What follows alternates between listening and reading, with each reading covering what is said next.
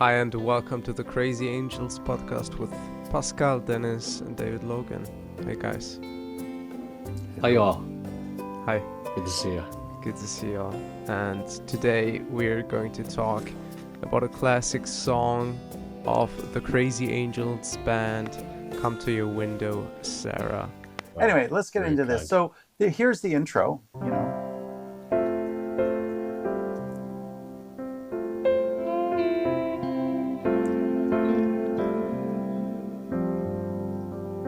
Come to your window.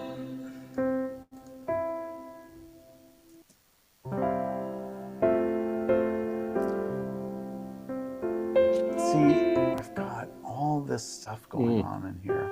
Mm-hmm. Davide is also. See,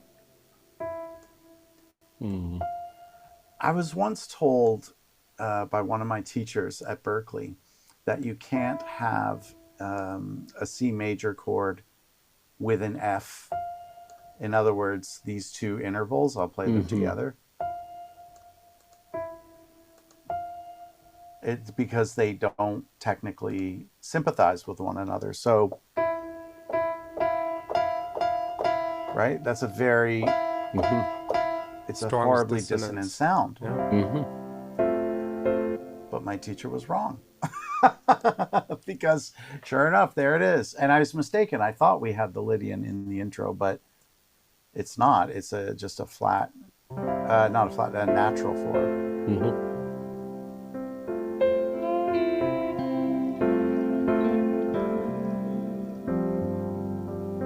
Come to your window, Sarah. So, maybe it's, no, is it? Yes, it is. Okay, good. So we're in Lydian. I thought I lost my mind there for a minute. So, so essentially, yeah, it's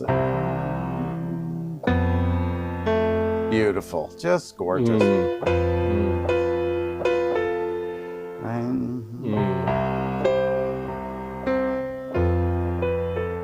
That's the heart, right? The boy's heart.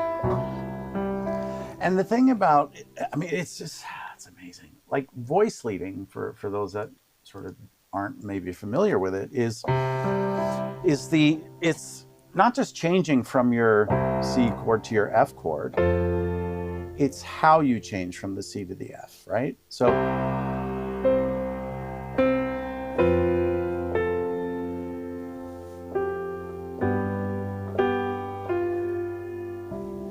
And this is all based on what I call contours. These are melodic contours that Pascal is putting through his voice, and then intuitively Davide is putting that in, and but the outline of the figure is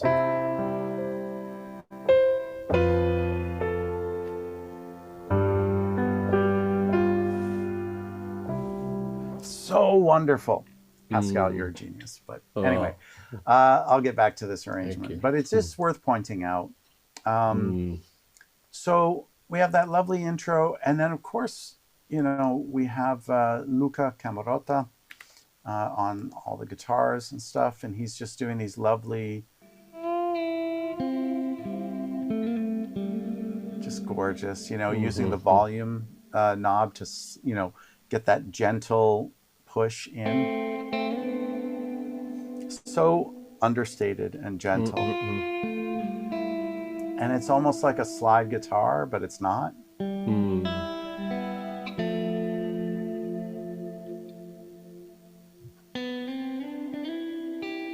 So sparse and spread out. So we have Luca, we have Davide, and then we just kind of add in other things like celeste, because there's like a sort of innocent feeling about all this, and the naivete of our main character, professing his love and all this stuff. So we thought that would be nice, and so yeah, we have the celeste, and this is kind of an interesting thing. Like, I tried with the Fender Rhodes, because originally I thought that would be the right but it was too big. It was too much, and it didn't quite capture that.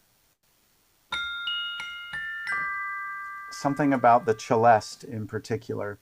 For those that don't know, celeste is basically, imagine a piano that has metal bars.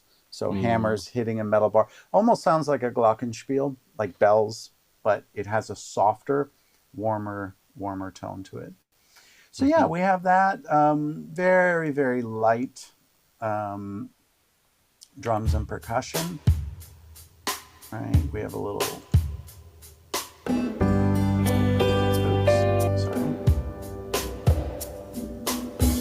Congas, very simple drums and percussion. We have the bass coming in.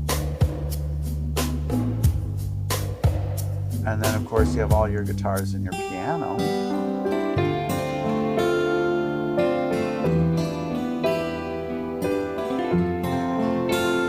And, you know, for me, in the end, like there's this big debate about, you know, real instruments or MIDI instruments, and MIDI instruments are automatically considered fake, but live instruments are not. It's like, I hate this argument because it's the wrong argument. The argument is, are the parts musical? Are you making good music? That's the argument. So for me, the bass and the guitars in this particular part are not technically real instruments. They're samples, but... And of course, Davide's piano it's also samples. But it's about the player. That's the point. It's about the music being made, right? And then of course, you know, you do have Luca in there with the live real, quote unquote, real guitar.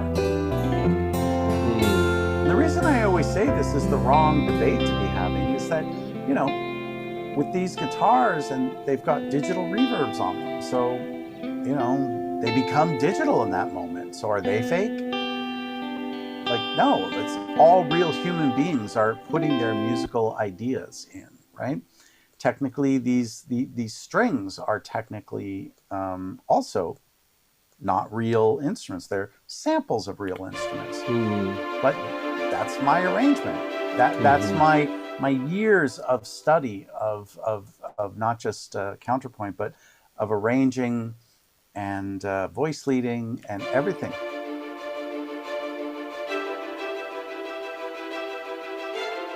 And this just gives a little bit of excitement in the background. I'm also doing something that any producer would say you shouldn't do that, which is I'm putting a digital delay on these strings, right? So when I hit one note, you get an echo effect, right? Well, for real violins, that's impossible to achieve on a real concert stage. You can't actually do that. But again, it's not about what is real or not real, or what can a real instrument do. Is it capturing the essence of the song? And that's adding some excitement along with these other strings, and at exactly the right moment. Lonely bachelors in Chinatown, the Sicilian boys walking underground for the day. So there it is, you know, that's basically it, you know. We do have a Rhodes coming in. Okay, over here, it needed it. And we doubled it though. Actually, yeah, let's listen to the chorus here. But for just a moment, I'll just solo these lovely, you know, just a nice, just together. It's such a nice sound.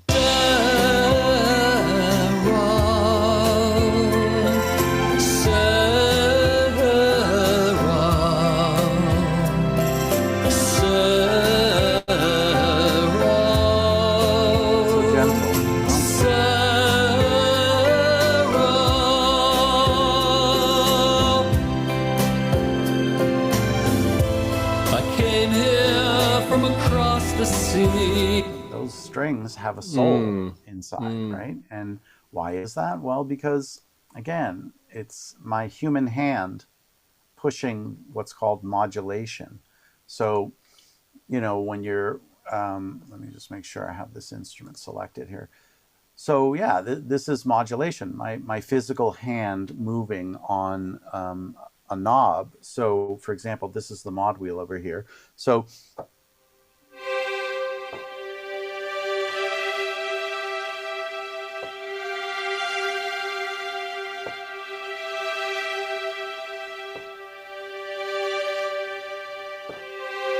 we're getting dynamics, we're pushing, you know, bow pressure. That's what that wheel is controlling, the bow pressure. So again, this is all feels human. And so that's why it's always the wrong argument is, you know, is it digital? Is it analog? Is it MIDI? Is it live?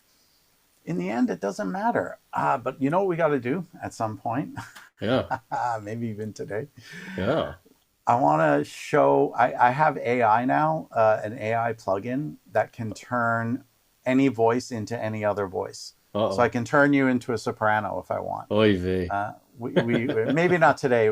Maybe not Maybe today. I'll do that privately with you, and then you can like either tell me how severe was your heart attack when you heard it, and then based on that we can decide whether or not to share that with the audience.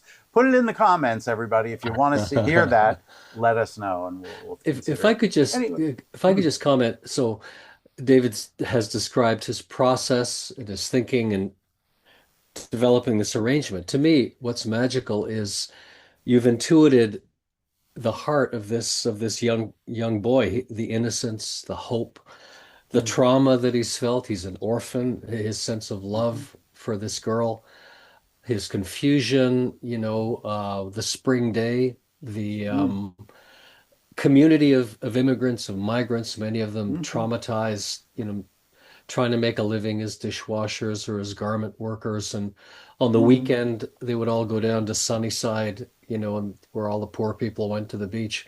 All of that is in this arrangement, you know. It's very, very moving. And again, that's the magic of David's production.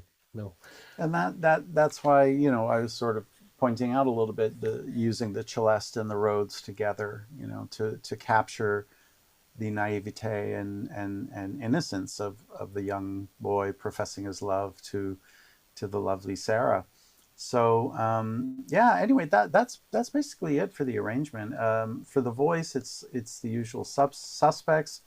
I'm using you know, just a little bit of processing on Pascal's voice, not much though, but the H3000 that I talk about quite often. And then this is another very famous reverb called the Valhalla Room, and this is just, you know, a basic reverb for his voice.